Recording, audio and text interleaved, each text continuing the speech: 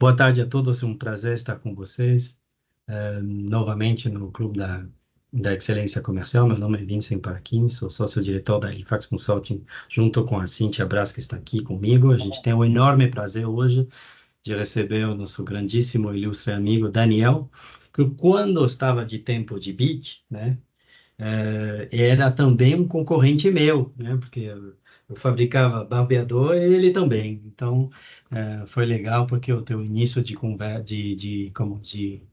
carreira foi também numa indústria que era muito próxima da minha. Então, depois de 15 anos da BIC, onde eu fui responsável de marketing, de inovação, strategic account, vários países também, há 8, 9 anos, tenho o prazer justamente de desenvolver as habilidades comerciais no mundo B2B. É o tema de hoje, é um tema muito relevante para a gente, já que, e aí, Daniel, contigo. Não, e obrigado aí, Vansan, pela oportunidade de estar com vocês, dividindo um pouco aqui com alguns amigos o meu histórico. Sou uma pessoa que sempre levei em consideração a importância, né, de estudar, da gente se formar, da gente estabelecer networking e bases consistentes para poder aplicar isso no mundo do trabalho. Tive a oportunidade de trabalhar, né, no segmento de consultoria por 5 anos, 4 anos, em consumo por cerca de 15 anos, esses últimos 10 anos trabalhando na indústria farmacêutica.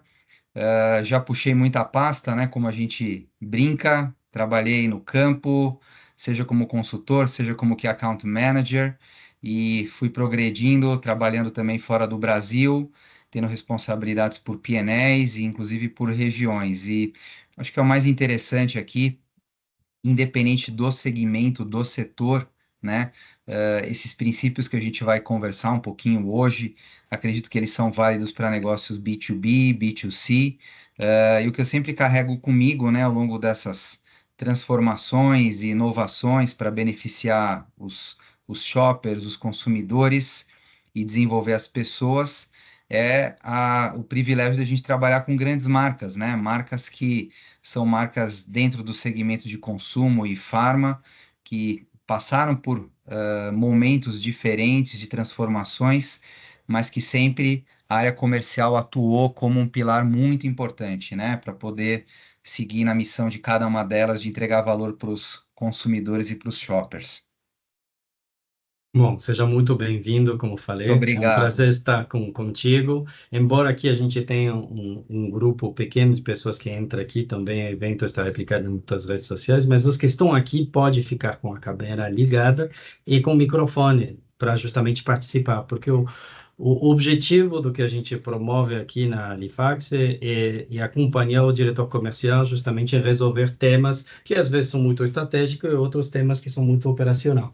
Eu acredito que o valor está na troca e no bate-papo. Então, por mais que tenha uma certa quantidade de parte expositiva, não perca a ocasião de poder contribuir. Aliás, é assim que nos conhecemos com o Daniel, ele participou de um dos nossos eventos anteriores, e no bate-papo que ficou, surgiu dele mesmo essa temática de hoje, de como poder justamente tornar mais efetivo e mais estratégico dar uma voz, finalmente, às vendas dentro das grandes corporações ou dentro das organizações B2B em geral.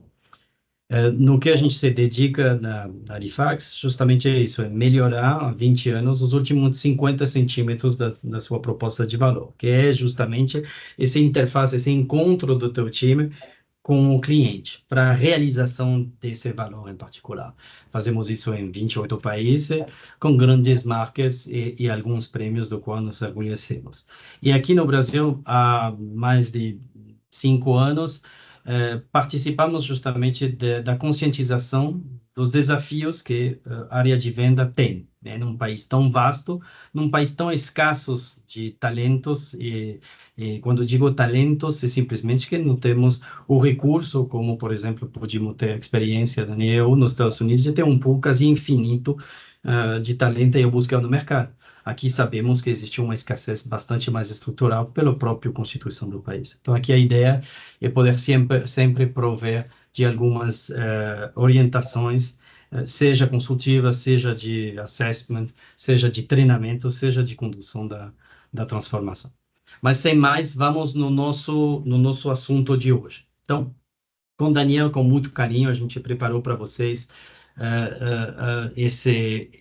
essa palestra, e a gente quer começar pelo final. O que vocês vão aprender hoje se a comunicação cai, né? Que a gente não sabe. Então, primeiro que venda se é efetivamente desestimada, né? Desestimada no sentido que ela é vista pela cúpula da empresa e pelas outras áreas não confiável, né? Especialmente na entrega dos seus compromissos. Também que a falta de profissional competente é um dos principais problemas a resolver. E como diz nas conferências anteriores, é difícil encontrar um talento e brigar por um talento que é muito escasso no mercado. Muito melhor desenvolver uma organização baseada em competência, como podemos colaborar com Nelson e elaborar com Nelson Dalhogrão na nossa conferência anterior. Tornar consistente a entrega de valor é o grande habilitador para ganhar influência. O que isso quer dizer? Que não adianta querer construir, fazer um joint business planning, querer pôr muito recurso estratégico, fazer um estudo sobre, uma pesquisa sobre como as pessoas, os seus usuários finais efetivamente consomem dentro dos seus clientes, se não está entregando já o básico, se não está entregando o que é finalmente a proposta de valor inicial que o cliente encontra. Aliás, essa é uma das principais problemas que temos em geral, quando na Halifax alguns dos nossos clientes nos procuram justamente para poder encontrar, treinar o seu time, e às vezes é demasiado ambicioso, queremos um treinamento para Key Account Management, enquanto ainda o próprio executivo não é um assessor de negócio, não sabe vender o valor o suficiente. Logo, investir no conhecimento do cliente é o gatilho para inovar, né? E esse é o gatilho de geração de valor exponencial. E aí o nosso amigo Daniel vai poder contribuir com sua própria experiência, tá? Sem mais, por que intitulamos isso de desconfiados a essencial, de desestimados a essencial? E por que desconfiados? Então, gostaria de convocar as pessoas que estão aqui conosco, respondendo diretamente no chat, talvez, e participando dessa pequena brincadeira conosco para encorar alguns dados que pudimos coletar nas nossas pesquisas, para dar um sentido justamente de mencionar essa falta de confiança que nossa função comercial pode ter hoje na mesa executiva, tá? Então, vamos lá, gente. Sem mais, a primeira pergunta, tá? E aí podem colocar dentro do chat a resposta de vocês e a gente efetivamente vai dar a resposta correta, né? Então, a pergunta número 1 é comprometer-se com a verdade. Então, qual é o porcentagem de cliente B2B que reporta que a experiência pós-venda não corresponde ao prometido pelo vendedor? 12%, 19%, 31% e 43%. Alguma ideia?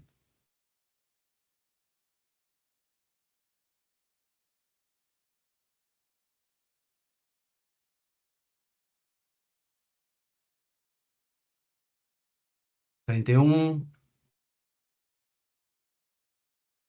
43, 12, 43. Vamos lá, mais alguns.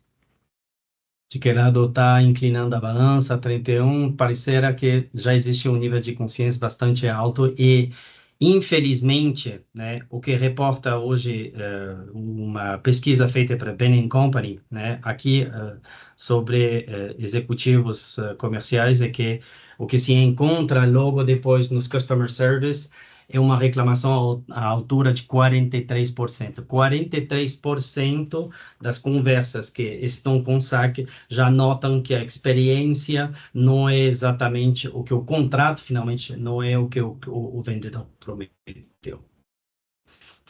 Eu acho que isso é um dos primeiras categorias de razão, né? Aqui vamos com alguns dados adicionais, que dão a sensação que é uma área que parece falta de sinceridade, que não tem explicações claras sobre os resultados e não necessariamente articulações da estratégia da empresa, né? Então, os mesmos 43 a gente já falou, mas também tem outros dados da INSPE ou da McKinsey que demonstram assim, que só 30%, por exemplo, da força de venda B2B brasileira usam dados para explicar os resultados comerciais.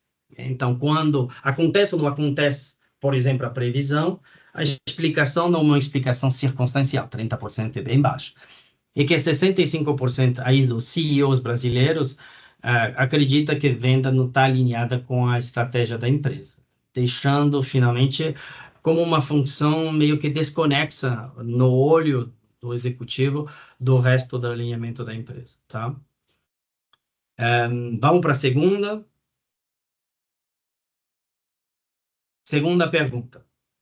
Colaboração interáreas, ou seja, venda com o ecossistema das outras funções dentro da empresa.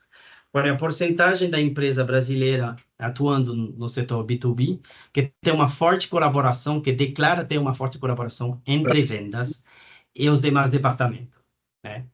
19, 36, 47 ou 55?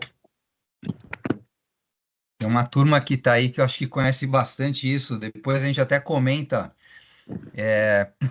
Parte aí, algumas pessoas da minha antiga equipe estão aí. A gente brincava muito, né? Que existe dentro da empresa, o pessoal sabe, DPV, Departamento de Prevenção de Vendas. Você já conhecia essa, Vansan? Não, não conhecia essa. Não sei se eu queria conhecer, na verdade, né? Mas vamos lá. Então, o que que a gente tem como resultado? E 19, permanece 19. mais forte do que nunca, viu? Permanece isso, Wagner? A resposta correta aqui é 36%. Então, está melhor do que o que a maioria pensa, né? Tem um pouco mais de colaboração do que se imaginava, mas mesmo assim, 30% considera que existe uma colaboração forte interdepartamental. Quando somos como nós, responsável em comercial, a gente precisa olhar isso com bastante cuidado, né? Tendo um pouco mais de conceito com isso. Sem atenção à área para se ter sem atenção ao impacto sobre os seus resultados, né? Então, baixo cuidado com as interações internas, eu foco quase exclusiva sobre o curto prazo, como a agenda do cliente vem entorpecer, ou acicatada pelo vendedor, pela área comercial, vem complexificar e perturbar o fluxo operacional. Então, além desse 36%, que a gente observa também que 44% do executivo brasileiro acreditam que a pressão para o resultado imediato é o maior desafio da empresa. Então, tirar a venda dessa obrigação de entregar a receita da companhia para poder olhar um pouco mais para cima faz parte das grandes missões e das grandes preocupações dos empresários e do executivo brasileiro. Quando a gente olha como se mede, né, e se pilota finalmente o desempenho comercial, a gente vê que nos 70% dos casos, os KPIs são primariamente mensais e trimestrais, ou seja, que não tem, digamos, uma cobrança, um controle da área que vai além do trimestre em 70% dos casos. Isso já é alguma coisa que abre um espaço de reflexão, não sei para você, Daniela, mas quando eu encontrei esse dado que a gente começou a pesquisar, isso me diz que vai além de um próprio foco de prover da nossa área. Também a própria empresa não está cobrando e controlando a área sobre critérios que são mais estratégicos. E eu acredito também que muitas vezes esse segundo tema que fala sobre pressão por resultados faz com que muitas vezes os acordos, né, os alinhamentos feitos entre as áreas com a diretoria comercial acabem não sendo executados, porque no final das contas é entregar a qualquer custo, né?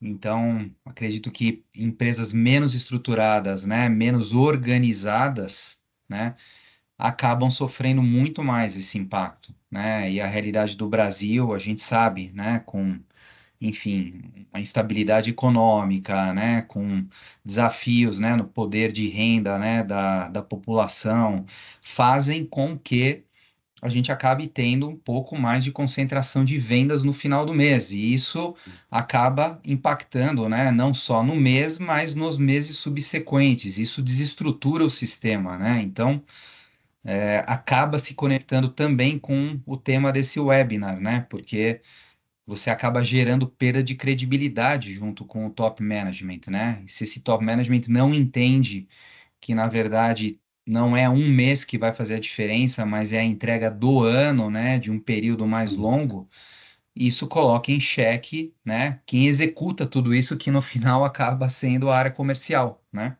Então, acho que tudo está conectado com tudo, né, Vansan? Exatamente. E aí dá uma excelente transição, que esse assim que a gente não tinha preparado, para a Aham. próxima, para nossa próxima pergunta, que é, por exemplo, né, a qualidade do nosso output, né? A área de venda, ela dá muitos outputs para o resto da companhia. A curiosidade do forecast de venda é um, né? Mas existem outro. Então, aqui uma estimativa que a gente compilou com o Jornal das Operações de Produções de Gestão como de Cadeia Logística Brasileira, qual é a estimativa da curiosidade do forecast de venda venda-valor, né? Não estou nem entrando linha por linha, SKU por SKU, por unidade, porque aí sim que despanca muito o indicador, né? Mas no Brasil. A curiosidade no seu forecast, o que que é? 67, 77, 83 ou 89? O que que vocês acham?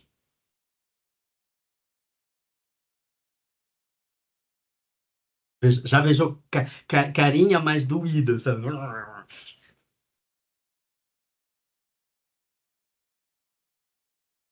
67, 67. Graças a Deus, gente, não é 67. Graças a Deus, mas não estamos muito longe, não. 77, né? E não é nem o que mais chama a atenção, porque continuando nossa explicação, demonstrando que a área tem pouca fiabilidade enquanto às suas entregas, ou seja, que existe grandes discrepâncias entre propostas, promessas e resultado. Então, assim, se a curiosidade do forecast estimada é de 77, por outro lado, a gente tem uma declaração muito bacana, um estudo muito bacana que mostra que em 55% dos casos, os diretores comerciais não acreditam mesmo na curiosidade do forecast que entrega a empresa. Ou seja, o forecast, finalmente, ele acaba sendo um tema no qual eu vou publicar o número, nem eu mesmo acredito muito no número. Ou seja, tem 22%, é uma conta, não é própria, tá? Por favor, é uma espécie de sufismo, mas a gente poderia até decidir, como indicar que tem 22% dos diretores comerciais que sabem que entregam uma previsão errada e não avisam. Entende como essas coisas finalmente acabam impactando uma coisa com a outra e a área totalmente que está sendo julgada. Quando a Veja gente só, olha. Vanessa, isso corrobora com até o comentário de um dos nossos participantes aqui, o Alexandre coloca, ele até achava que inclusive era menos, né, o resultado da previsão. A gente mesmo desacredita, né? Nós que estamos aqui desacreditamos dessa acuracidade na previsão de venda.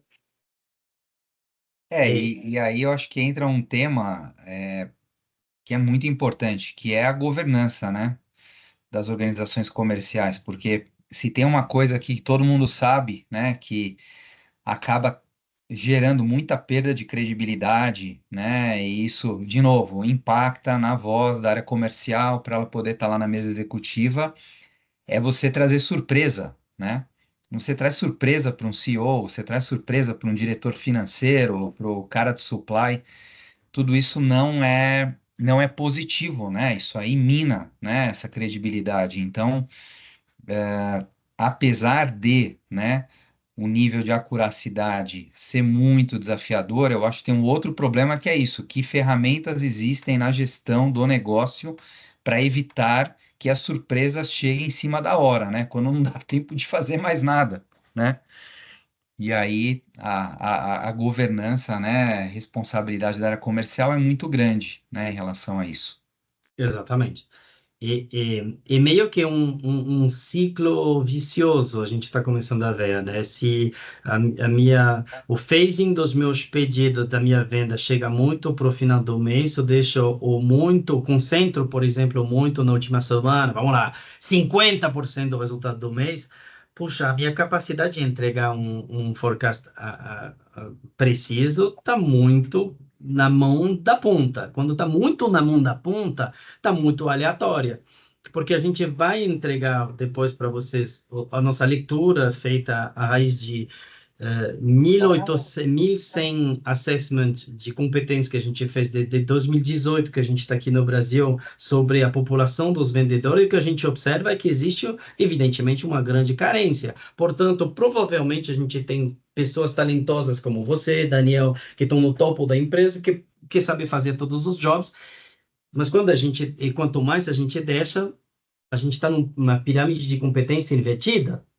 E se a gente acumula tudo isso por um mês, está na mão da pessoa menos competente fazer acontecer e informar. Então, vamos olhar um outro dados, né? Inclusive esse compartilhando um pouco um benchmark internacional, tá? Então, eu sei que é uma coisa difícil. De fato, para a gente foi difícil chegar numa apuração que faça sentido e que seja cientificamente embasada. Mas, fundamentalmente, o que a gente observa é isso. Olha a lista de direita. Esses são os 10 principais outputs, ou seja, o que a área de venda entrega para o mercado. Accuracy de forecast, taxa de fechamento, ciclo de venda em dias, desconto otorgado. A linha do meio é benchmark internacional. A gente está significativamente ao redor de 30% para baixo, na média, tá? Ou nos itens que a gente não gostaria, que são itens desfavoráveis, como o ciclo de venda, como, por exemplo, desconto otorgado, a gente está efetivamente além, tá? Então, interessante olhar isso, interessante o que a gente está elaborando aqui como diagnóstico, porque fundamentalmente isso quer dizer o quê? Que eu preciso fazer acontecer uma delegação de competência para baixo, que eu não posso ficar eu tomando toda a decisão, que eu preciso articular e gestionar um upskilling do meu pessoal, senão está sempre na minha mão e quem apanha sou eu. Tá? Então vamos lá, última pergunta, depois vou te deixar toda a palavra, meu amigo, encaminhando toda a palestra para você, mas qual é a pergunta última? É a criação de valor. Então assim, no Brasil, qual é a porcentagem, qual é a porcentagem de comerciais B2B que são capazes de demonstrar o retorno sobre investimento das propostas de valor que eles vendem para o cliente? 16%, 34%, 48% e 54%.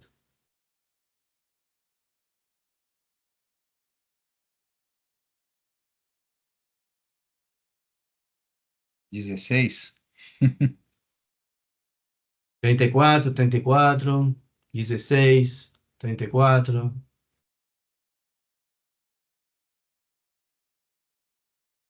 Espera mais. 34, 48. Aí já começou os otimistas, né? A realidade é bem triste. 16%. Isso é duro. Quando a gente levantou esse dado, que uma pesquisa que a gente fez, a gente repetiu a pesquisa 3 vezes.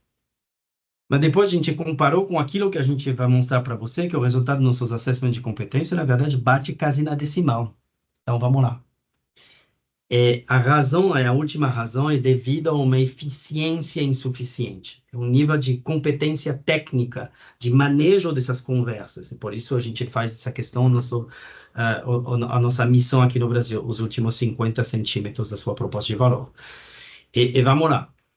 O que essa porcentagem quer dizer? E vocês vão ver todas as etapas, né? Desde o planejamento da criação de valor, a criação de valor na relação, que é finalmente quanto o nosso executivo comercial é capaz de interessar o cliente, sensibilizar ele a uma perspectiva que ele não necessariamente conhecia, e depois realizar numa transação, através da negociação, de um plano de seguimento, por que não da institucionalização, como o Daniel vai mostrar, de um relacionamento com um key account, né, com uma conta-chave, como que ele se materializa esses benefícios para minha empresa, para executar o que está dentro do meu BP.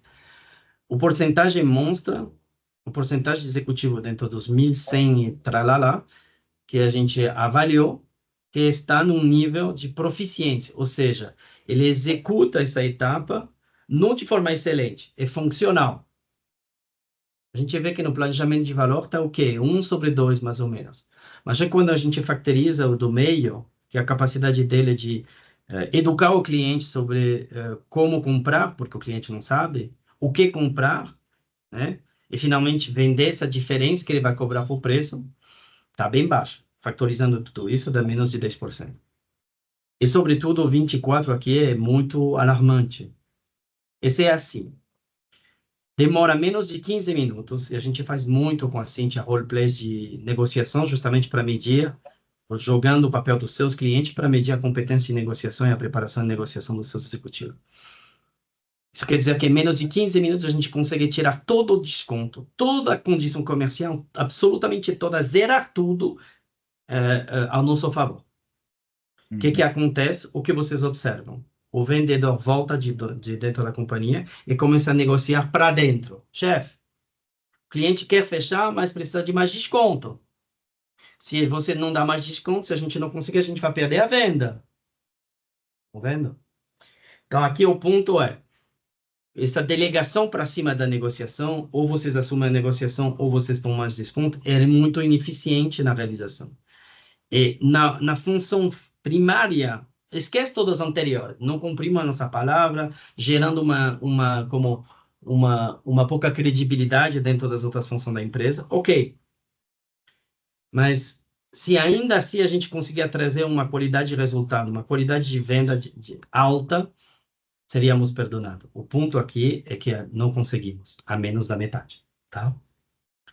Então, esse é resumindo, né? Uma área que parece falta de sinceridade, sem atenção aos impactos dos seus resultados, demonstrando baixa fiabilidade nas suas entregas devido a uma eficiência insuficiente. Não é safe. E a gente aqui brinca, né? Porque esse é nosso modelo de construção de confiança. 4 pilares da confiança, não só no comercial, mas na vida, é ser sincero, estar atento à relação que eu tenho, né? Sempre falar com a verdade, sempre proteger o âmbito relacional. Ser fiável, ou seja, a minha palavra vale, o que eu me comprometo, executo, né, Daniel? Walk the talk and talk the walk. E ser eficiente, capaz de entregar sobre a minha missão primária. Então, fundamentalmente, a confiança é o resultado dessa construção de 4 pilares na relação. É justamente essa palestra que eu estava fazendo numa universidade italiana hoje de manhã, que eu te comentava, Daniel. Tá? Algum comentário, alguma pergunta? Aqui a gente poderia parar algum minuto para ouvir se existem algumas reflexões ou perguntas para a gente. Eu ia te perguntar, avançando na tua experiência, esse pilar de confiança, ele é similar em diferentes indústrias? Ou tem indústrias que isso é mais grave, dessa confiança ser menor, em outras ela ser maior? É homogêneo? Alguma visão também até internacional que você tenha da consultoria de outros países? Acho que aí existe um ponto, o diálogo intercultural, ou seja, a ponderação intercultural, ela é mais importante do que a ponderação no meu mundo de ver, você acha assim, tipo, entre indústrias. A forma de construir a relação de confiança, por exemplo, aqui no Brasil, muito mais desde a sinceridade da relação, né? Eu quero te conhecer, né? Por isso que existe tanto small talks sobre o tempo, Corinthians, enfim, né? De início de quebra-gelo, porque somos muito de pele, de contato. Já nos Estados Unidos, onde você morou, você deve ter percebido que é muito mais na eficiência, né? Os teus resultados falam por você. Se você entrega a tua palavra, eu vou confiar em você. Então, acho que interculturalmente existe mais diferença do que entre as indústrias, para se dizer, tá? Tá. Acho que vai influenciar também a cultura da empresa, né? E essa questão da nacionalidade da empresa pesa muito em como construir confiança dentro da cultura de cada empresa, né? Então, entra talvez os dois elementos, mas não necessariamente uma questão de setor, né? Mas da nacionalidade da empresa pesa na cultura que ela tem, né? Uhum. Boa, legal. Seguimos, então. Tudo isso justamente para poder criar um espaço seguro, né? Onde as pessoas conseguem saber, prever. Para que serve a confiança? Eu poder tomar compromisso. E aí é o que a gente precisa entender é isso. Com os nossos outputs, a empresa toma muitos compromissos. Compromisso financeiro, compromisso de produção, compromisso de todos os tipos, né? De recrutar, de decrutar, como diziam meus chefes. Eu não falava de mandar embora, eu falava, essa pessoa a gente vai decrutar. Qual é o passo a passo para se tornar essencial? E aí a nossa metodologia, e depois eu dou a palavra para a exposição do Daniel. O primeiro é entender que a gente precisa habilitar a entrega consistente. Então, de certo modo, o básico precisa ser impecável. O que o cliente atual compra precisa chegar. Não pode haver diferença, ou essas diferenças devem ser avisadas antes, né? Do nosso lado, não sobreprometer e não ser demasiado otimista sobre como vamos realizar a operação. Do lado das operações, efetivamente, entregar o que a gente precisa, o que o cliente comprou. Entendendo que, a partir do momento que o transacional funciona bem, o cliente ele habilita a possibilidade de se integrar, gerando mais valor. E aí o caminho é investir no conhecimento do cliente profundo, para justamente o quê? Para tornar inovador a forma de vender e de co-criar valor com ele. E essa forma de co-criar valor, como o Daniel vai demonstrar na sua experiência, ela também nos permite tomar controle progressivamente da relação com o cliente, da relação com a qual ele está enxergando o negócio. Então, o primeiro é o diagnóstico atual da geração de valor. O segundo é alinhar com venda que disciplina de valor e que objetivo estratégico, ou seja, o que somos? Somos uma empresa que se diferencia por excelência operacional, por inovação, por superentendimento com o cliente final, com o cliente intermediário, onde a gente se diferencia, né? Finalmente, redesenhar a estrutura, os processos ao redor do cliente ideal. São os clientes ideal onde a gente vai, como a gente serve. Vou falar alguma coisa chocante, né? Mas o cliente ele é como um colesterol. Tem colesterol bom e tem colesterol ruim. Você precisa ter o colesterol bom e deixar para a tua concorrência todo o colesterol ruim. Esse é um desenho, não atender todo mundo. E talvez, inclusive, porque você tem a proibição de não atender, de deixar de atender algumas pessoas, construir uma política comercial, uma estrutura que empurre, de certa forma, esses clientes que não são interessantes para você, para o colega, para a concorrência. Tá? Desenhar uma organização baseada em gestão de competência do talento, adequar proposta de valor com go-to-market, ativar os recursos-chave para maximizar dentro dessas etapas de maturidade de relação com o cliente, a geração de valor, e assumir controle, justamente, né, do processo comercial, na geração de insight comercial, que ressignifica para o cliente o que ele tem que comprar, né? Então, dito de uma forma mais sucinta, é fazer bem o que está embaixo da pirâmide primeiro. E muitas vezes a gente recebeu o pedido, eu quero que você ensina para os meus key accounts a fazer um JBP com droga raia. Mas eles sabem vender o valor primeiro? Eles sabem negociar esse valor? Porque se eles não sabem fazer essas coisas anteriores, eles não vão ser credíveis frente ao cliente para fazer um JBP, por mais que você queira. Tá? E logo preparando as etapas anteriores. Tá? Daniel. Vamos lá. Bom, eu preparei aqui, Vansan, devem ter aqui nem 10 slides, mas para dividir com vocês, pessoal, um pouco aí dessas experiências ao longo dos últimos anos, para a gente responder essa pergunta, né, que o Vansan nos desafiou, né, como colocar a área comercial, de fato, no jogo, né, do comitê diretivo das empresas, né? Tem muitos acertos, tem muitos erros, né? Tem, enfim, ambientes de negócios diferentes, tem negócios diferentes, né? Situações de mercado. Agora, o que eu acho que é interessante é que tudo isso vale independente do setor, né? Que a gente tiver aqui, vocês ouvindo, né? É um negócio de agrobusiness. Acredito que essas ferramentas possam servir. É um negócio de indústria automobilística, as ferramentas funcionam. É consumo massivo, funcionam. Então, no fundo, são exemplos aqui que eu vou tentar trazer de processos ou de pilares importantes para que a gente consiga trazer, né, cada vez mais a área comercial para o centro das atenções. Então, no primeiro slide, eu trago um pouco, né, de uma analogia aqui, né? Acho que alguns que estão aqui conhecem essas figuras, mas aqui a ideia é dizer que realmente, né, tudo começa dentro da área comercial. Como que ela trata o cliente? Como que é a relação, né, entre fornecedor e cliente?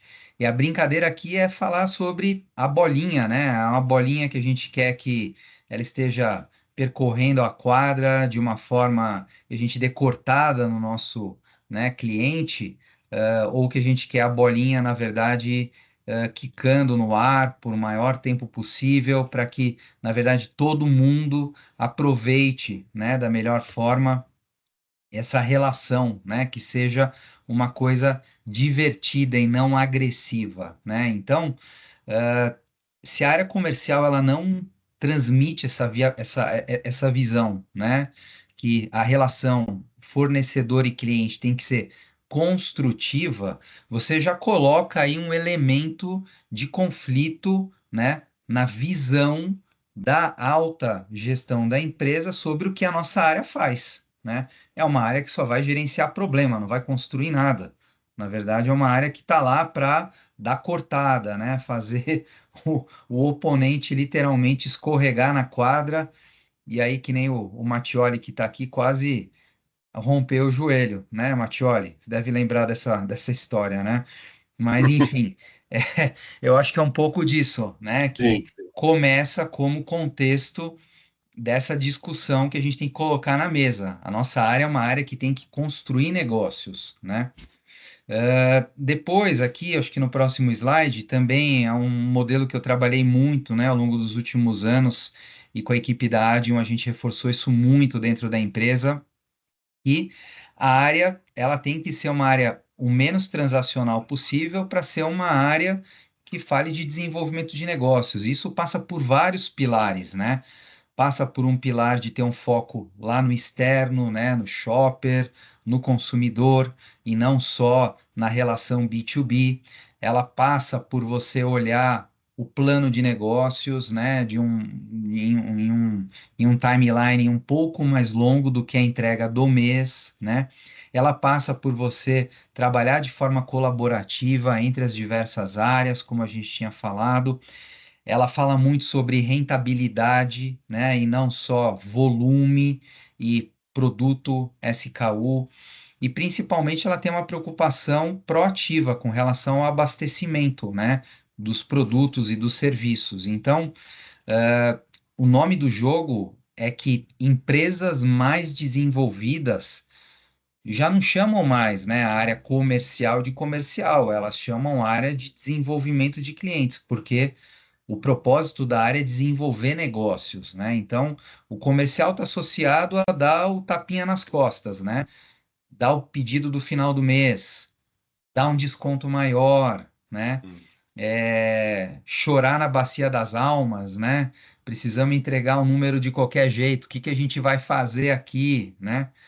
Eu já tive vice-presidente de vendas que eu me lembro que há muitos anos atrás, no último dia do mês, e não tinha reconhecimento de vendas, graças a Deus, naquele período, era só fazer o faturamento acontecer, não tinha essa logística adicional que tem de complicação hoje, né? Por, lógico, questões de compliance que são muito importantes, mas que ficava todo mundo na tensão dos 250, e o vice-presidente de vendas um copinho de plástico, cortando com tesoura o copinho e fazendo origami, esperando os pedidos chegarem e o CFO da empresa com a folhinha dele, né, do final do mês, lá das condições especiais e, enfim, é disso que a gente vive, né? Isso tudo são rescaldos que ainda fazem parte da discussão do papel da área comercial. Era um modelo que criava, né, essa própria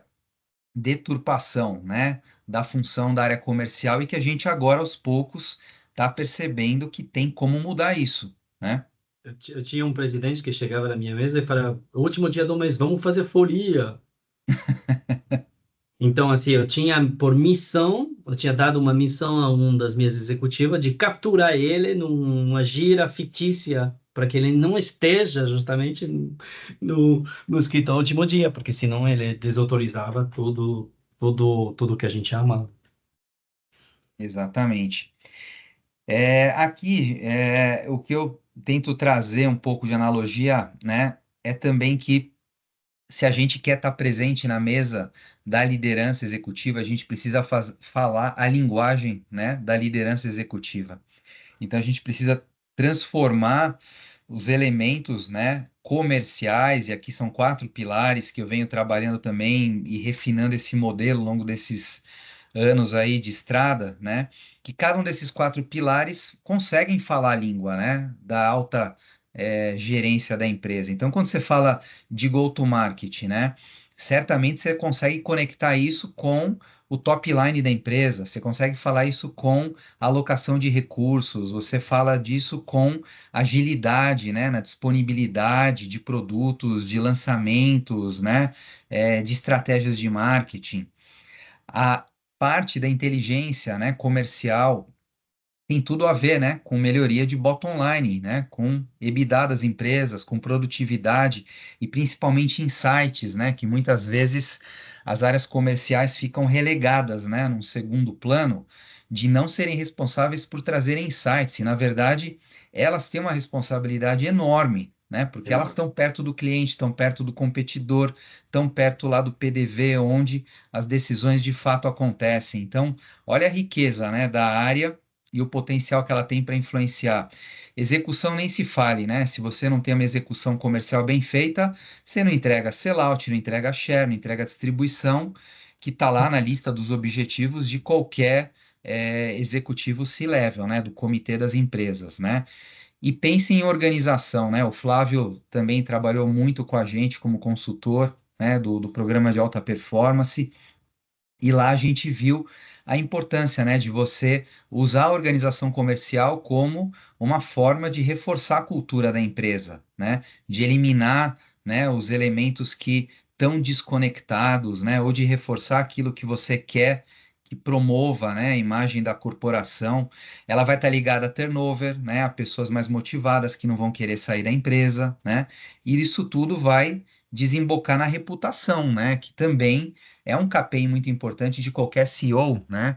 Eu quero ser líder de uma empresa que tem uma boa reputação. Então, a área comercial vai influenciar isso o quê? Através dos clientes, que vai chegar isso certamente nos competidores, né? Então, tudo isso está conectado, então é uma riqueza muito grande que a área comercial pode contribuir, mas é uma jornada, né? Isso não vai Uhum. acontecer de uma hora para outra, né?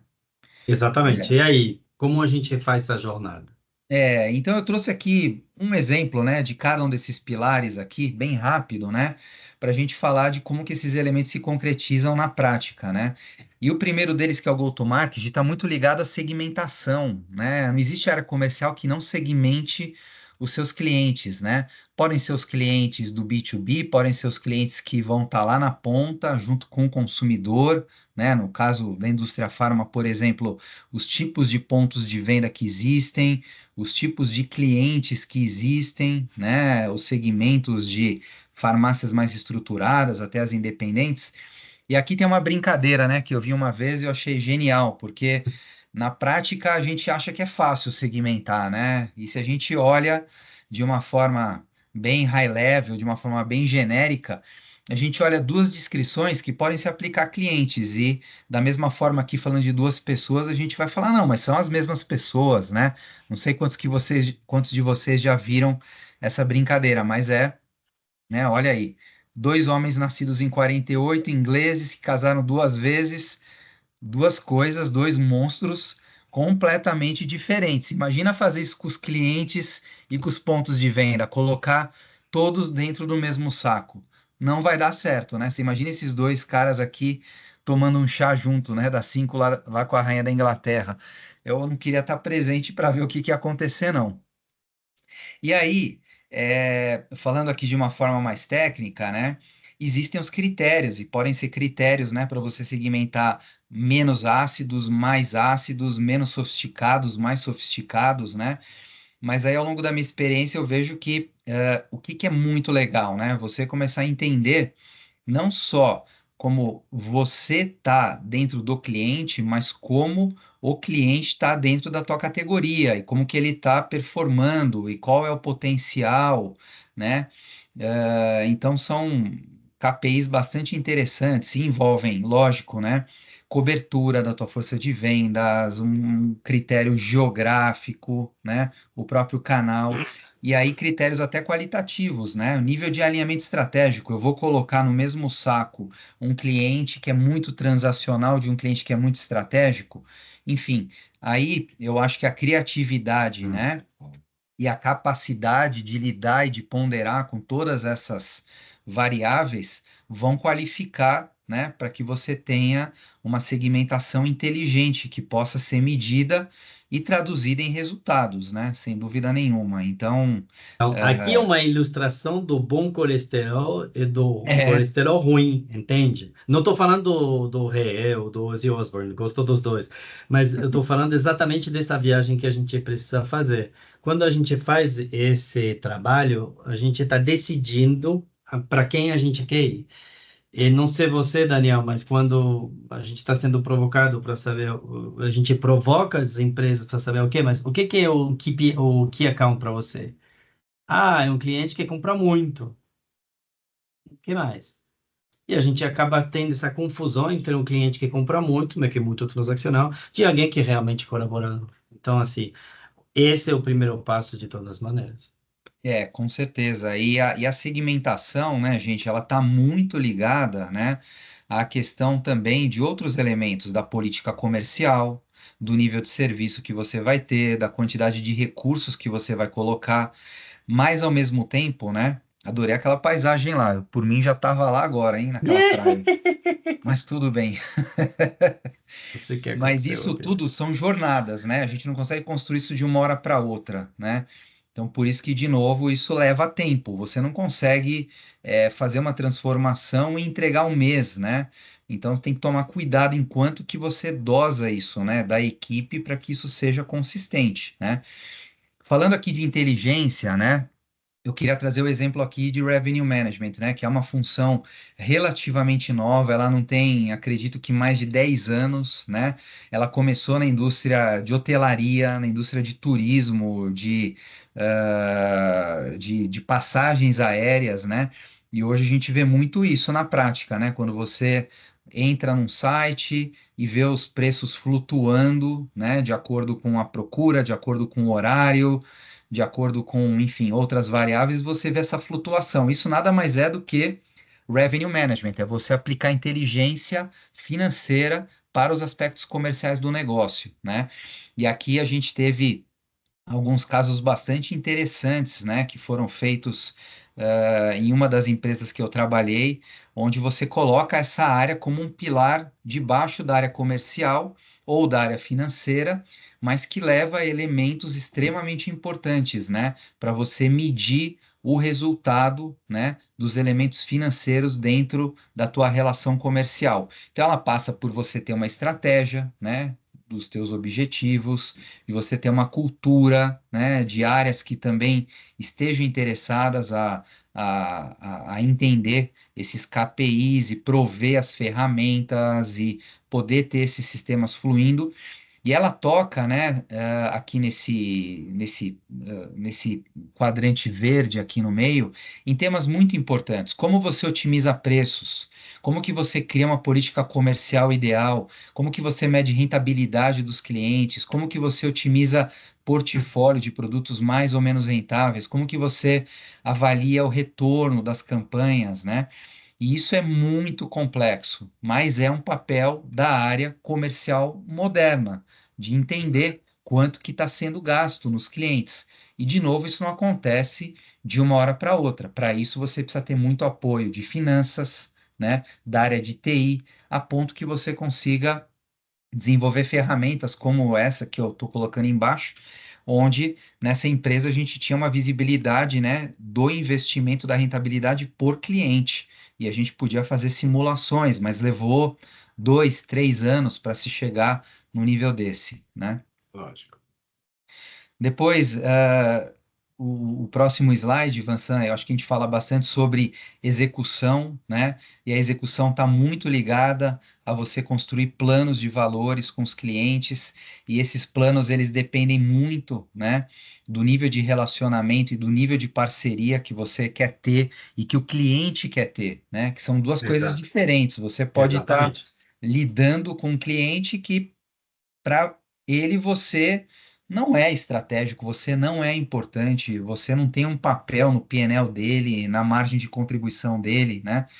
Porém, se você consegue identificar pela segmentação quais são os clientes estratégicos que você deve desenvolver planos de criação de valor, aí tem uma ferramenta muito legal, né, que se chama JBP, né, que de uma certa forma ficou até deturpada, né, se Totalmente. constituiu um pouco o que que é um JBP versus o que ele é na essência. Ele é um processo muito complexo, né, que envolve realmente conhecimento de estratégia de negócios, que envolve definição de objetivos, né, construído a quatro mãos, né, que envolvem KPIs que são medidos de forma contínua, que dependem, né, de uma boa vontade organizacional muito que vai muito além só da área comercial, né?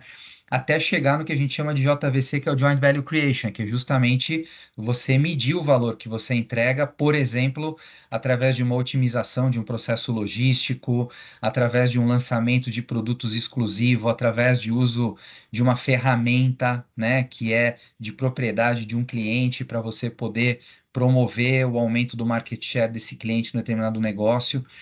Então, a execução é um elemento chave? É, e aqui, através de um JBP, consegue se levar, sim, né, essa questão do top management e entender o que faz a área comercial. Você criar uma relação e uma reunião, por exemplo, top to top, né, entre os presidentes das empresas, né?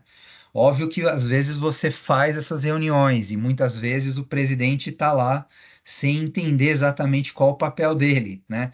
Então aí de novo mostra que isso é uma jornada, é um processo e aí vem muito da resiliência de todos nós, né, de áreas comerciais, da gente poder entender que isso não vai acontecer de uma hora para outra, né? Ou a gente não quer que ele esteja.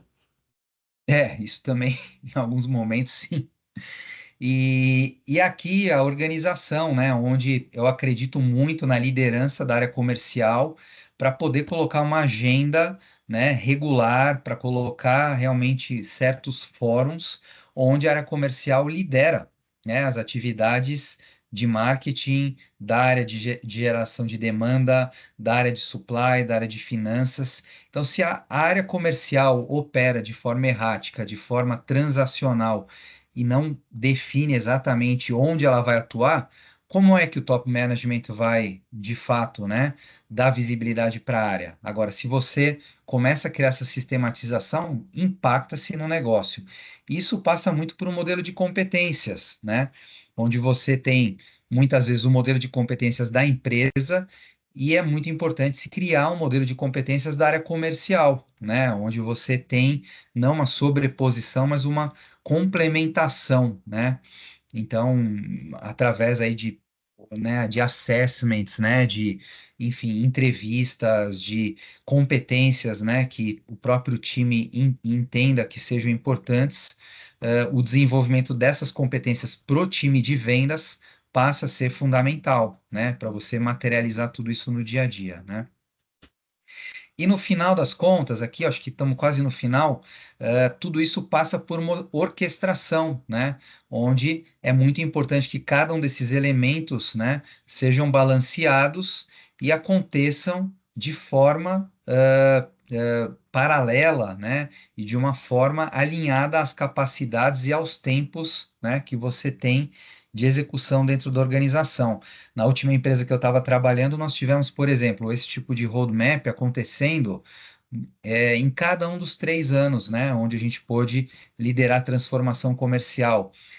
Usamos esse tipo de roadmap também quando eu trabalhava na Sanofi, para cada um dos países, para cada um dos diretores comerciais terem a sua própria jornada, né, para poderem elencar as suas prioridades, né? Isso tudo é básico, né? Senão você deixa todo mundo louco, né? E naturalmente não é fácil o dia a dia da equipe, né? Da área comercial. É uma pressão que a gente sabe que a gente tem muito grande de entrega de resultado, mas não tem jeito. Se a mudança tem que acontecer, ela tem que acontecer de uma forma organizada, né? O que eu estou percebendo que você está trazendo? E aí as pessoas, na verdade, estão aqui ainda, provavelmente, apesar da gente transbordar um pouquinho o horário inicial, provavelmente porque o assunto é de grande valia. O que eu estou observando? E aí, por isso, pessoal, a gente vai ficar aqui até a gente terminar esse bate-papo aqui. Se vocês quiserem, a gente continua, porque as precisam sair, evidentemente saem. O ponto é um de uma área que está sendo cobrada, o que eu estou vendo aqui é que eu começo a alinhar e cobrar um monte de iniciativa com as demais áreas. Aqui é no slide anterior, né? Onde eu começo a ser proativo na gestão dentro e fora da empresa. O que está sendo evidente nesse que você está colocando é que é o coração dessa estrela é o cliente. Eu estou trazendo o cliente para o centro da empresa. Eu, como voz e embaixador desse cliente, sendo comercial, eu não sou só quem traz a voz, eu porta-voz, não, literalmente eu trago, que é o sentido do Joint Business Plan, eu trago o cliente para dentro da companhia. Então, esses dois movimentos, pessoal, eles estão invertendo a dinâmica da conversa e a dinâmica da relação com as demais áreas e da relação da área com a empresa. Eu acredito que o Flávio quer contribuir. Flávio, por favor. Boa noite. Boa noite. Oi, Flávio. Primeiramente, parabéns, que conteúdo maravilhoso, gente. Desde o início até o final. Olha, eu tô aqui, confesso, Dani, eu vim para dar uma passadinha para te prestigiar e não consegui sair pelo conteúdo, viu? Parabéns mesmo. Obrigado. Agora, eu fiquei com uma dúvida, Dani, que é assim, a sensação que eu tenho dentro dessa estrutura que você traz é que ela é muito mais fácil de você se relacionar com o cliente externo, de você levar isso para fora, do que você vencer a resistência dos seus pares na organização.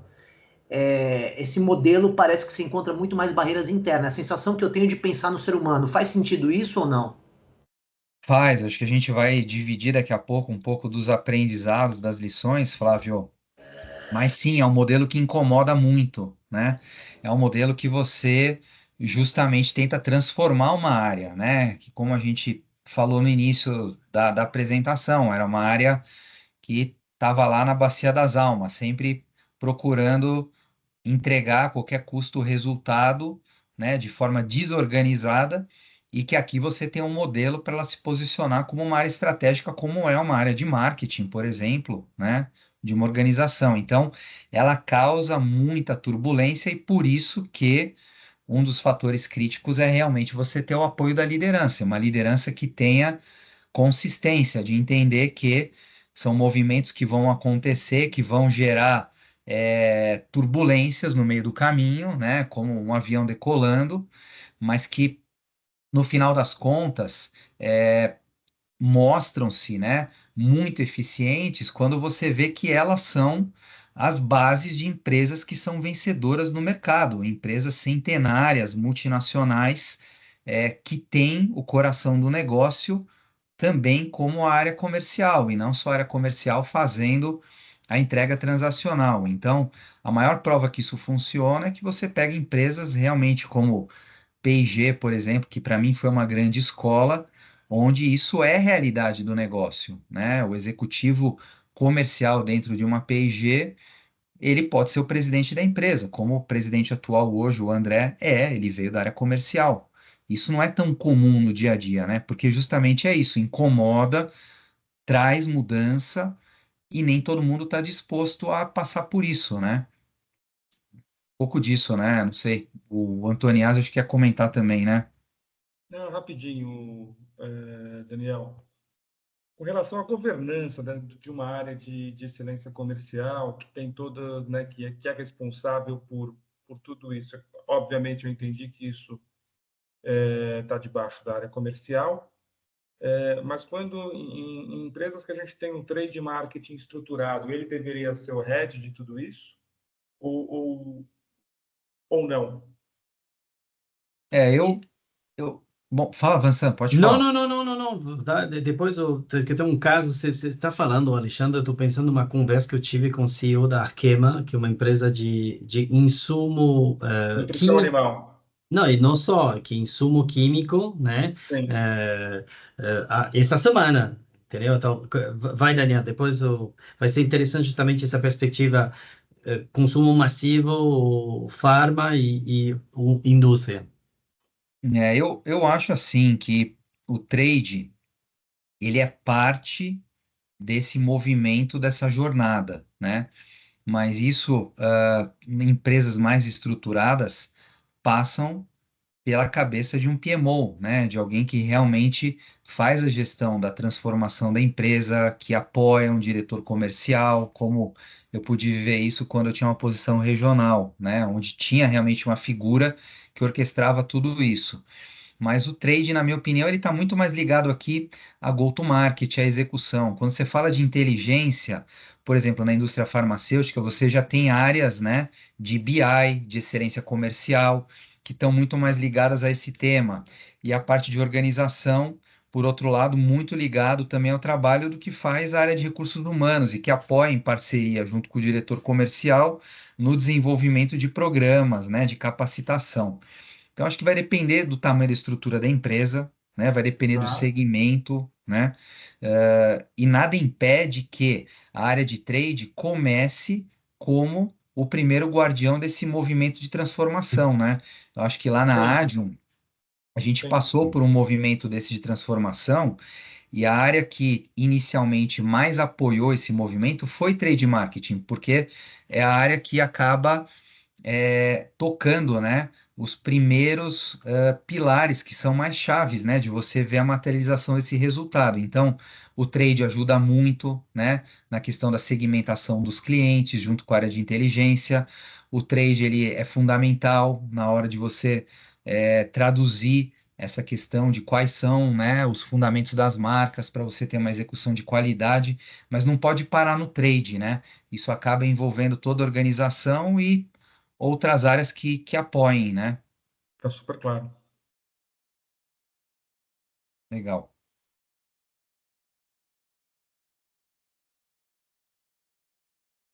Eu acho que tem um último slide agora, Vansan. Isso. Na verdade tem dois, desculpa, mas aqui é um case, né, que eu acho que alguns que estão aqui acompanharam a transformação que a gente conseguiu fazer, numa empresa que fatura cerca de 500 milhões, né, de reais por ano, mas que quando eu cheguei lá, a gente percebia uma alta dependência de canais, né? Que muitas vezes não eram os canais que mais estavam crescendo no negócio, um negócio que estava com nível de distribuição baixa e sem foco onde deveria crescer, uma moral baixa, né, do time comercial por estar muito ligado, né, à transacionalidade do negócio e uma total falta de entendimento das outras áreas do que faz a área comercial. E a área comercial tendo que abraçar muitas vezes, né, problemas de outras áreas, né, até com atividades e responsabilidades, né, que não deveriam fazer parte dessa área, né? E quando muitas vezes alguma coisa não dava certo, o problema era sempre da área comercial, né? Então foi um pouco desse contexto que a gente pegou. E conseguimos fazer ao longo de 3 anos várias mudanças muito importantes, né? Que envolveram, como eu falei, algumas delas aqui, né? Segmentação de clientes, implementação de uma área de trade marketing, ferramentas de CRM para você ter uma visitação com maior produtividade, né? Uma execução com maior qualidade e uma estrutura organizacional voltada, né? Por canais de vendas e suportada realmente por um programa de transformação, né?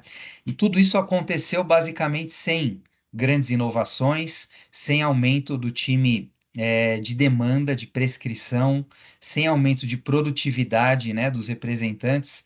E a gente tem muito orgulho, né, do resultado da jornada que a gente conseguiu construir, que basicamente em 3 anos a empresa dobrou de tamanho, né? A empresa conseguiu crescer 2 vezes mais que o mercado, conseguiu entregar de forma consistente os objetivos, né, de rentabilidade, de faturamento, e uma organização que nós sabemos que trouxe, né, um nível de visibilidade para o top management local, pelo menos local da empresa, muito além de onde essa jornada começou, né?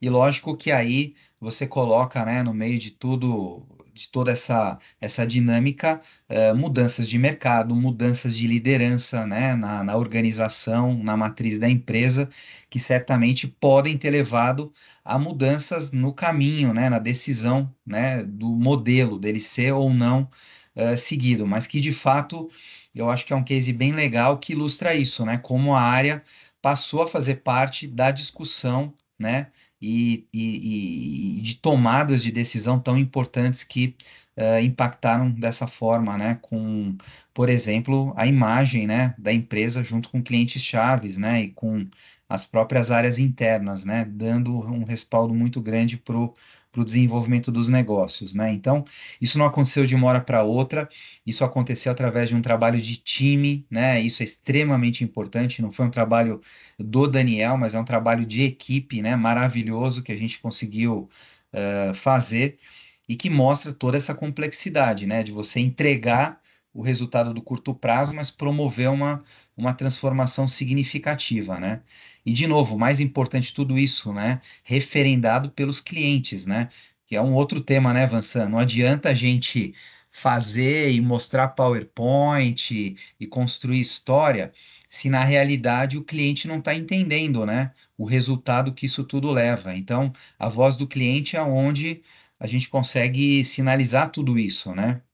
Inclusive, na minha experiência lá na Sanofi, por exemplo, nós implementamos, né, uma pesquisa na região toda da América Latina de nível de satisfação dos clientes. E a gente conseguiu medir isso do primeiro ano para o quarto ano, como que a empresa passou a ser uma referência através de programas de transformação como esses, né? Desculpa. Não, não, não, não, para nada. De fato, esse é o efeito de evidência que eu queria trazer, né? A gente teve as perguntas anteriores sobre, de certa forma, em que etapa, o como, né, para onde começar, né? E às vezes, não sei você, Daniel, mas eu tive empresa onde o antigo diretor comercial foi meu presidente, ficou eu abaixo dele como diretor comercial. Ele tinha uma visão totalmente transacional. E como fazer essa mudança é exatamente naquilo que você descreve. Quando finalmente existe não existe uma resistência da liderança, vamos iniciar para a liderança. Mas o que fazer quando a resistência está na liderança da empresa?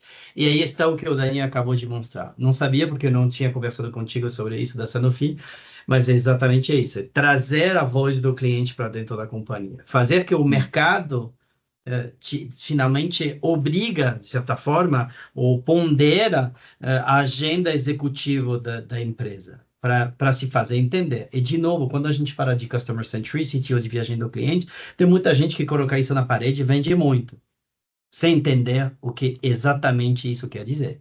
Quer dizer que quando você faz esse NPS, você implementa como o Daniel fez, a gente está respondendo o modelo SAFe em cima.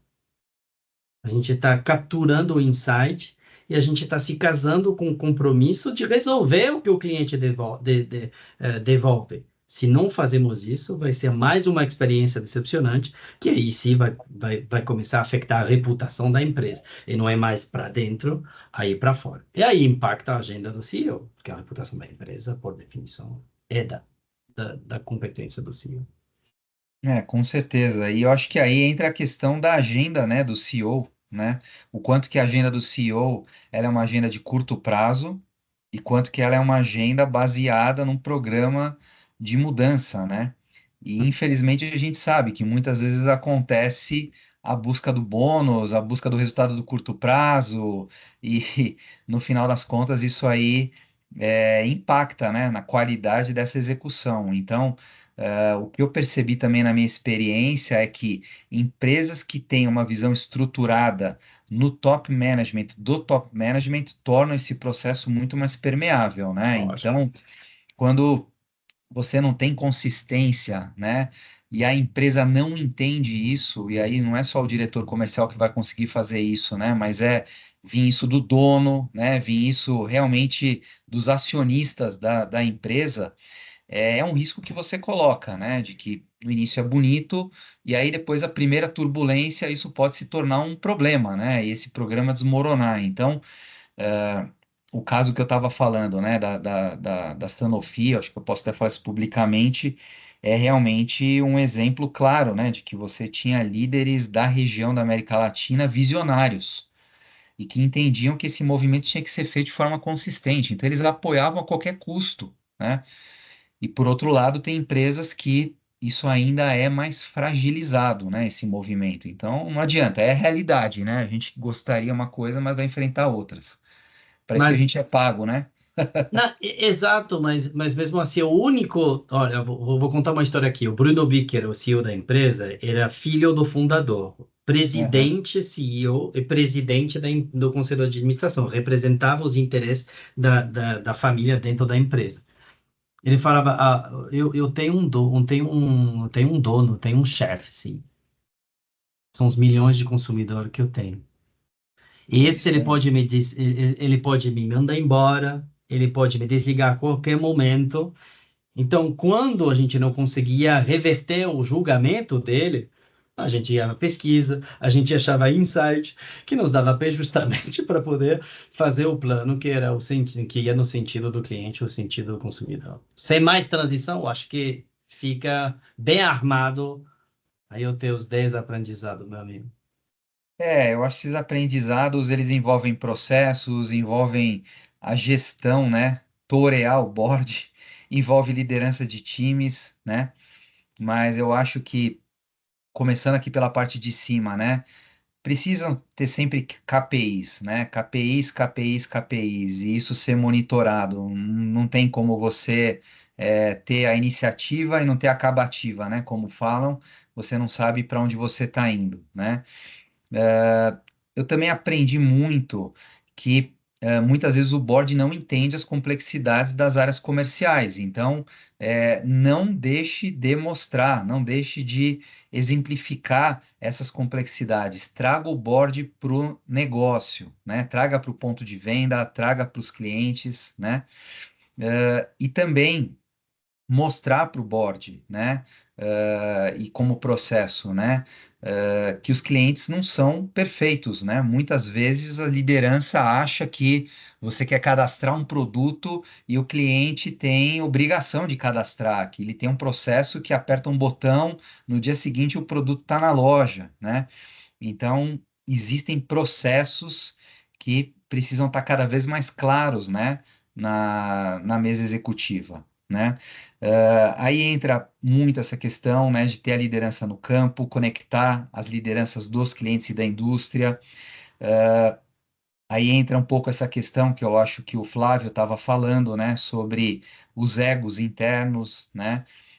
Você incomoda, né? Então tem que tomar cuidado, né? Também não sair comemorando muito rápido, ao mesmo tempo identificar quem está do teu lado, né? quem não está do teu lado e através de quem tiver do teu lado, essas pessoas ajudarem a trazer os exemplos e venderem essa jornada para convencer o resto do grupo, né, do board, né? Quem são os stakeholders que estão acima da tua liderança? Então, de repente, você é o diretor, e aí você tem alguém acima do CEO, né? Será que essa pessoa está engajada nesse movimento? Será que ela está entendendo, né? E como que você vai achar esse espaço, né?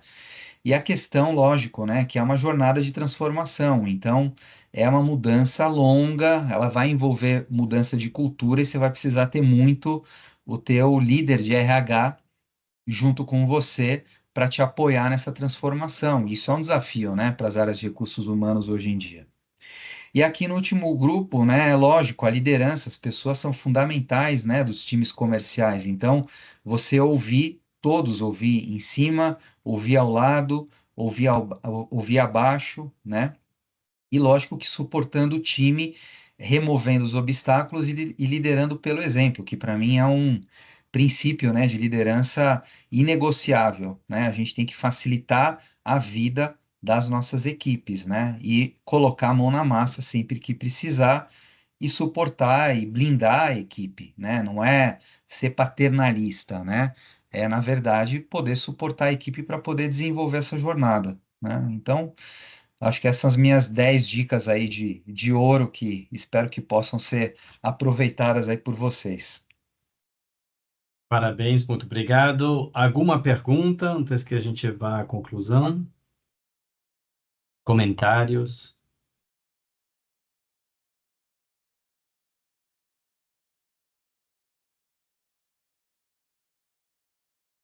Quero só fazer um comentário sobre esse conteúdo que tive a oportunidade, né, de ter aí como essa jornada aqui na Adium, esse meu gestor, esse meu mestre aí, Daniel Vai, e posso dizer que esse conteúdo, muito do que foi apresentado aqui, faz muita diferença na condução das principais contas aqui do negócio da Adium. Então, isso aqui a gente sente na prática hoje o relacionamento com as pessoas e os stakeholders e os decisores, né, que estão no cliente. Então, foi muito disso, facilitou muito e facilita a nossa gestão aqui no dia a dia. Então, só agradecer e já estou até dá até saudade aqui de muitas das coisas que eu tive a oportunidade de assistir.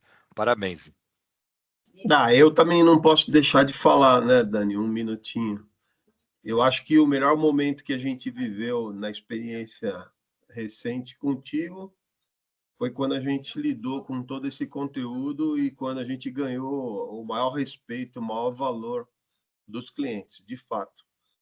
E aí, não sei, apenas eu fico assim pensando que é um negócio maravilhoso, mas que precisa ter realmente o engajamento de um todo maior, né? Porque se ele ficar só na linha do comercial, eu acho que é um projeto muito amplo, né? Quando o colega falou trade, é liderado por trade, eu acho que isso, para mim, tem que vir do presidente para baixo e muitas diretorias têm que estar muito engajadas, porque tem muita coisa aí que passa por um todo da organização, embora que a maior liderança né, capitaneada pela área comercial, de fato, né, que vai puxar, né? Porque tem a relação externa com o cliente, tem a conexão do externo, mas é nítido ver que, por uma riqueza de um negócio tão grande como a gente vê aqui nessa apresentação, tudo que foi falado, acho que isso tem que estar muito engajado na cultura de muitas áreas da companhia, né? Finanças, marketing, comercial, enfim, dependendo do ramo de atividade até. Mas só parabenizar aí pela iniciativa e excelente poder estar vendo isso com vocês. Obrigado, Mati. Dani, eu acho que esses seus 10 aprendizados aí são maravilhosos, mas eu queria chamar a atenção para um deles em especial, que é o número 7.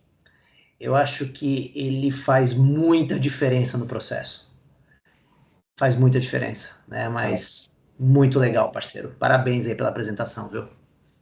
Obrigado, Flavião. Vamos com... Boa noite. Fala, eu acho por acho favor. que O trabalho que o Dani apresentou e que a gente teve a oportunidade de conhecer é a mesma coisa do que você está andando num Palio 1000 e aí te dão uma Ferrari na tua mão. Você vai ter que ter coragem para acelerar. Eu acho que para grandes empresas, às vezes, falta um pouco de coragem para acelerar. E saber que realmente você tem uma ferramenta muito boa na tua mão que te dá segurança para você fazer uma curva, te dá segurança para você subir. É isso que precisa, né? Parabéns, Dani, é um baita de um material, né?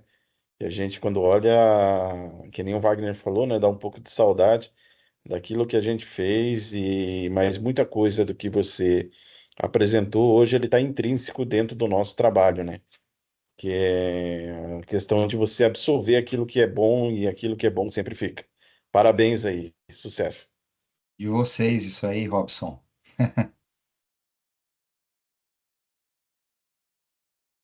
Que legal. E aí, como observador, né, Cíntia, de liderança, observador atento, mentor também de líder, coach de líder, a gente pode afirmar o que vocês estão colocando aqui. O líder faz muita diferença. Ele é a primeira razão pela qual a gente sai de uma empresa, 33%. Ele é a primeira razão pela qual a gente fica, apesar de eventos adversos, 28%. Tá? Então, Daniel, não estava organizado assim, previsto. Está maravilhoso que tenha gente que tenha colaborado com você e reverencia a sua liderança de forma tão contundente. Assim que, parabéns pelo seu trabalho. Eu não estava aí com você para ver, mas eu já supunha, e aqui está a prova. Saudade deixamos quando fazemos o bem. Com certeza. As pessoas são o centro de tudo, né? E eu acho que aquele teu diagrama que fala do safe, né? É aquilo lá, é geração de confiança, é relação de respeito, é transparência, né? Se você consegue levar as pessoas junto com você nessa jornada, você faz isso, você dobra o tamanho de uma empresa, né? Dobrou o tamanho da empresa porque teve mais produtos, porque você teve mais representantes, porque você teve mais produtividade. Esse povo aqui que está aqui, ainda tem outros que não estão aqui, mas eu sou muito grato a eles, porque é uma jornada linda, né? Que a gente tem aí como um diploma, né, para colocar na nossa parede, né, de orgulho de realização, mas que as pessoas que fazem isso acontecer, não é só o líder, não, de jeito nenhum. Mostrar caminho. É. Muito obrigado pela tua presença, Daniel. Foi um presente. Convidar você ao nosso próximo encontro com o Alexandre Facchi, que é o CEO da Stadler aqui no Brasil, onde a gente vai falar de outro assunto de grande relevância para a nossa gestão comercial, que terá como título de Distante e Integrados, como co-criar valor gerenciando efetivamente a sua rede de distribuidores, tá? Acontecerá dia 19 de novembro, mesmo horário. E vamos continuar com as nossas temáticas. Tem uma temática sobre gestão de representante RCAs, que não foi solicitado, então já vamos juntar um painel bem bacana de um representante, de um diretor comercial, de um advogado para saber como fazer. E tem outros temas que virão mais para frente. Esse é o nosso palco, estamos aqui ao serviço de vocês. E se vocês puderem deixar aqui no QR Code algumas das suas impressões, né, escaneando aqui, deixando os seus comentários, a gente leva essa viagem do cliente muito, muito, muito a sério. Portanto, muitos dos insights que a gente traz para vocês, ou dos cursos que a gente, da forma que a gente orienta, vem também das pesquisas que a gente faz com vocês. Assim que, muito obrigado desde já.